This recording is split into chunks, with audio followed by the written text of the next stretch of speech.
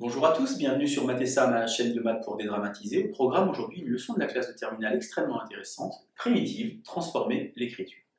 Alors, lorsqu'on vous demande de trouver une primitive d'une fonction, éventuellement la ou les fonctions, eh bien parfois, il n'y a aucune formule qui corresponde à la fonction qu'on vous a donnée. Vous avez certainement déjà vu la leçon qui s'intitule primitive de fonction composée, ou même primitive de fonction usuelle.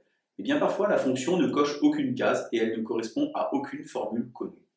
Prenons l'exemple ici, par exemple, de cette fonction f de x qui vaut 2x carré plus 5x plus 11 sur x moins 1, fonction évidemment définie sur R privé de 1, puisque 1 est une valeur interdite.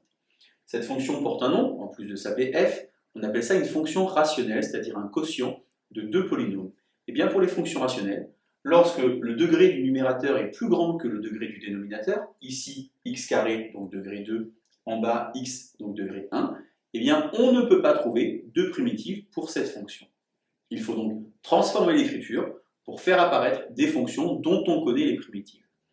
Je vous propose ici deux méthodes pour cette même fonction, que vous allez pouvoir appliquer à d'autres fonctions évidemment. D'abord la première méthode par identification, et la deuxième méthode par division, division euclidienne, ça doit vous rappeler des souvenirs. Vous pouvez comme d'habitude éventuellement mettre en pause, tenter de résoudre les deux exercices qui sont préparés ici, et vous regardez ensuite la correction. Alors on va donc chercher à transformer l'écriture de notre fonction f, qui est ici, en faisant apparaître trois nombres ABC, avec une partie affine, ax plus b plus c sur x moins 1. Alors l'erreur à ne pas commettre, surtout une erreur grave qui est souvent commise par certains élèves, consiste à mettre au même dénominateur ici en partant de f de x égale.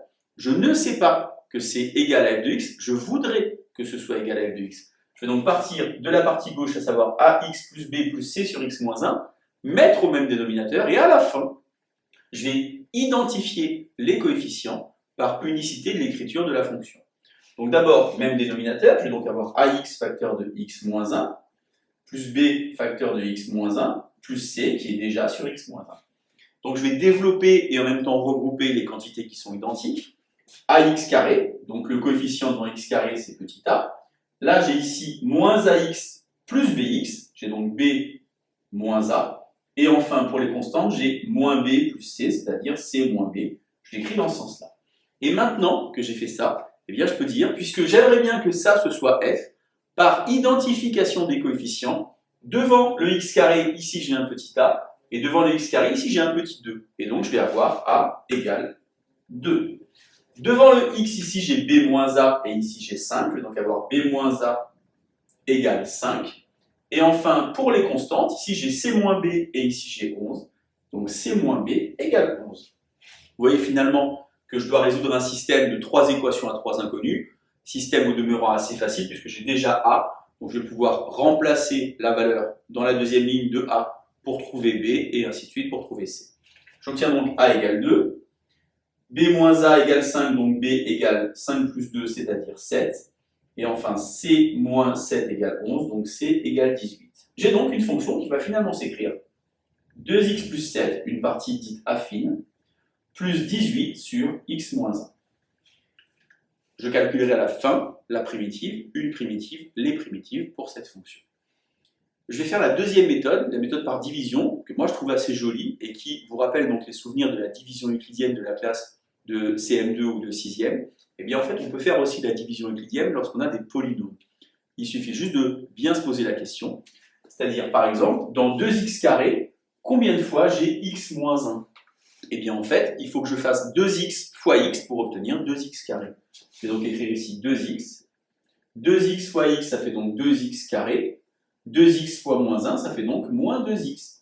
Et comme quand j'étais petit, eh bien je vais faire l'expression du haut moins l'expression du bas.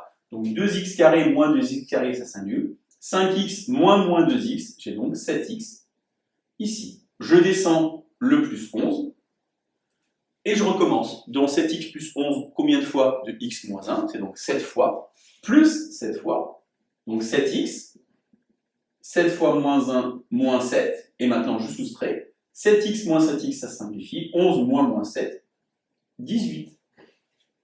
Si je me souviens de mon petit cours de CM2 qui me disait que a égale bq plus r, eh bien je peux écrire ici 2x carré plus 5x plus 11 égale 2x plus 7 facteur de x moins 11 plus le reste qui vaut donc 18.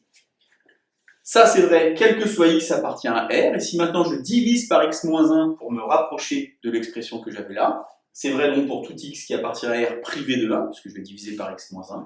Et donc, je vais obtenir 2x plus 7 plus 18 sur x-1. Par chance, par bonheur, heureusement que les deux méthodes me donnent le même résultat. Maintenant, je vais chercher une primitive.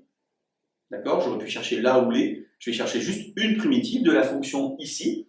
Finalement, ça, je ne savais pas trouver de primitive. Eh bien ça, je vais savoir le faire, parce que je vais faire une primitive, une intégration terme à terme. Primitive de 2x, c'est donc x carré. Primitive de 7, c'est donc 7x. Et enfin, primitive de 18 sur x moins 1. Alors, je rappelle que 18 est une constante multiplicative. Donc, ça fait 18 fois. Et primitive de 1 sur x moins 1, c'est ln de valeur absolue de x moins 1. Et oui, valeur absolue, parce que comme mon x navigue dans R privé de 1, il peut éventuellement être négatif. Donc, x moins 1 pourrait être négatif s'il est en dessous de 1. Donc, vous voyez, transformer l'écriture, ça peut s'avérer extrêmement payant lorsqu'on doit trouver une primitive. Allez, à vous de jouer! Bonne journée sur Mathessa, à bientôt!